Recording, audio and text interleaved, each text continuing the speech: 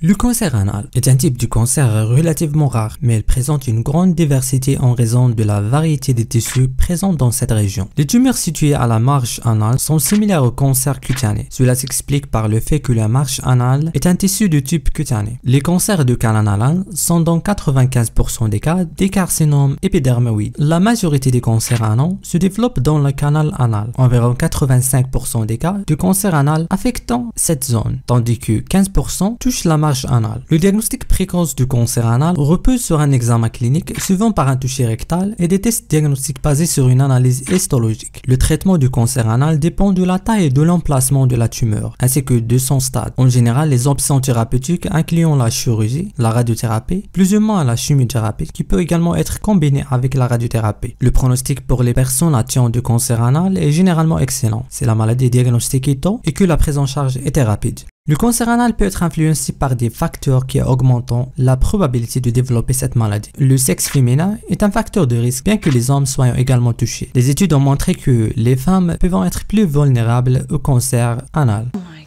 God. Le tabagisme est un facteur de risque majeur pour de nombreuses maladies, dont le cancer anal. Fumer augmente la probabilité de développer divers types de cancers. L'infection par le HPV ou le papillomavirus humain est l'un des principaux facteurs de risque du cancer anal. Le HPV est un virus sexuellement transmissible. Les hommes ayant des rapports sexuels avec d'autres hommes ou les hommes homosexuels sont considérés comme un groupe à haut risque pour le cancer anal. Cette population est plus susceptible d'être exposée au HPV par des rapports sexuels anaux, ce qui augmente le risque de développer des lésions précancéreuses et éventuellement un cancer anal. Les personnes infectées par le VIH ont un système immunitaire affaibli, ce qui les rend plus susceptibles de développer des infections persistantes, y compris l'infection par le HPV. On va parler du diagnostic positif, de prise en charge et d'autres choses dans les prochaines vidéos. Merci d'avoir regardé jusqu'à la fin et à la prochaine.